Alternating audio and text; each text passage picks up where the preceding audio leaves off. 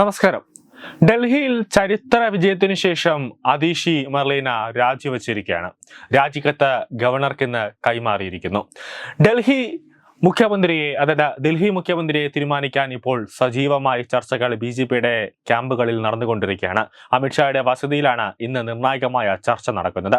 പർവേഷ് വർമ്മയുടെ പേരിനാണ് മുൻതൂക്കമെങ്കിലും മറ്റു നേതാക്കളും ചർച്ചയിലുണ്ട്.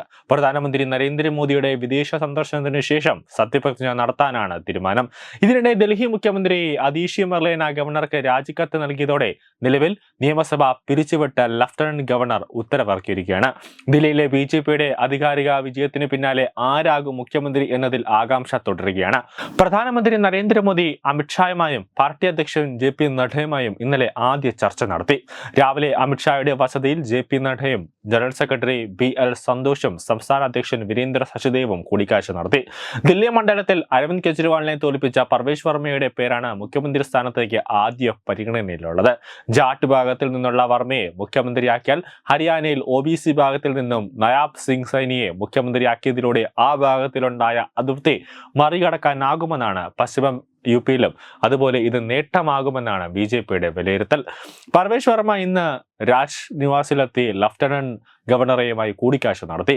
ഇന്നലെ അമിത്ഷായെയും കണ്ടിരുന്നു. അതേസമയം മുതിർന്ന നേതാക്കളായ വിജേന്ദ്ര ഗുപ്തയുടെയും സതീഷ് ഉപാധ്യായയുടെയും പേരുകളും ഉയർന്നു വരുന്നുണ്ട്. RSS നേതാവായ അഭയ് മഹാവറും ചർച്ചയിൽ സജീവമായിട്ടുണ്ട്. വനിതാ മുഖ്യമന്ത്രിയാകണമെന്ന തീരുമാനമുണ്ടായാൽ രേഖ ഗുപ്ത, ശിഖ റായ് എന്നിവർക്കാണ് സാധ്യത. നിലവിൽ MLA-മാരിൽ ഒരാളെങ്കിലും തന്നെ മുഖ്യമന്ത്രിയാകുമെന്നാണ് വിവരം. മറ്റ് നേതാക്കളെ പരിഗണിക്കുകയാണെങ്കിൽ മാത്രം സംസ്ഥാന അധ്യക്ഷൻ വീരേന്ദ്ര സച്ദേവയ്ക്കും ബൻസൂരി സ്വരാജ് എംപിക്കും നറുക്ക് വീണേക്കും. ഫ്രാൻസ് അമേരിക്ക സന്ദർശനത്തിനായി പ്രധാനമന്ത്രി നരേന്ദ്രമോദി പോകുന്നതിന് മുമ്പ് പ്രഖ്യാപനം ഉണ്ടാകാനാണ് കൂടുതൽ സാധ്യത. ശനിയാഴ്ചയോ ഞായറാഴ്ചയോ സത്യപ്രതിജ്ഞാ ചടങ്ങ് നടന്നേക്കും. ഇന്ത്യയിലെ എല്ലാ മുഖ്യമന്ത്രിമാരെയും പ്രധാനപ്പെട്ട നേതാക്കളെയും പങ്കെടുപ്പിച്ച ചടങ്ങ് ശക്തി പ്രകടനമാണ് BJPയുടെ തീരുമാനം. ആം ആദ്മി പാർട്ടിയുടെ മുൻനിര നേതാക്കൾ ഉൾപ്പെടെ തോറ്റ ഭരണം നഷ്ടപ്പെട്ടിട്ടും നൃത്തം ചെയ്യുന്ന മുഖ്യമന്ത്രി അതീഷി മർലീനയുടെ വീഡിയോ സമൂഹ മാധ്യമങ്ങളിൽ വൻ തരംഗമാണ്.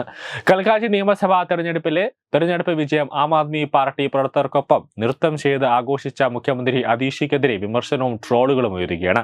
ആം ആദ്മിയുടെ അധികാരിമാരായ അരവിന്ദ് കെജ്രിവാളും മനീഷ് സിസോദിയയും അടക്കം നിരവധി പേർ തോറ്റു തുന്നമ്പാടിയിരിക്കുമ്പോഴാണ് അതീഷി വ്യക്തിഗതമായ ആഘോഷം നടത്തിയത്. DJ ലൈറ്റിന്റെ അകമ്പടിയോടുകൂടിയായിരുന്നു ആഘോഷം. അതീഷി വാഹനത്തിന് മുകളിൽ നിന്ന് പ്രവർത്തകർക്കൊപ്പം പാട്ടിനൊപ്പം നൃത്തം ചെയ്യുന്നതിന്റെ വീഡിയോ സമൂഹ മാധ്യമങ്ങളിൽ വ്യാപകമായി പ്രചരിക്കുന്നുണ്ട്. ആം ആദ്മിയുടെ രാജ്യസഭാ അംഗമായ സ്വാതി മലിവാളാണ് അതീഷിക്കെതിരെ രൂക്ഷ വിമർശനവുമായി രംഗത്തെത്തിയത്. എന്തൊരു നാണക്കെട്ട പ്രകടനമാണിത്. പാർട്ടി തോറ്റു, വലിയ നേതാക്കളെല്ലാം തകർന്നടിഞ്ഞു. അതീഷി മർലീന ഇങ്ങനെ ആഘോഷിക്കുകയാണെന്ന് സ്വാതി മലിവാൾ കുറ്റപ്പെടുത്തി. എന്തായാലും അതീഷി മർലീനയ്ക്ക് മാത്രം ഇനി ആം ആദ്മിയുടെ ഏത് പദവികളും ചോദിച്ചു വാങ്ങാവുന്ന ഒരു അവസ്ഥയിലേക്കാണ് എത്തിയിരിക്കുന്നത്. അതായത് BJP ആണ് ഭരിക്കുന്നെങ്കിൽ വേണമെങ്കിൽ പ്രതിപക്ഷ സ്ഥാനമോ ഉൾപ്പെടെ ഏതെങ്കിലുമൊക്കെ ചോദിച്ചു വാങ്ങാനുള്ള ഒരു നീക്കം അതീഷി മർലീനയുടെ കയ്യിൽ തന്നെ ഇപ്പോൾ ഉണ്ട് എന്നതാണ് യാഥാർത്ഥ്യം. ന്യൂസ് ഡെസ്ക് തത്തമൈ ന്യൂസ്. എഡ്യൂബിക്സ് online executive education, focus physiotherapy centre Pattom, ഉന്നത് എഞ്ചിനീയറിംഗ് ഗുജറാത്ത്, തീർത്ഥയാത്ര.com, അയൺ ബിൽഡ് ഗുജറാത്ത്.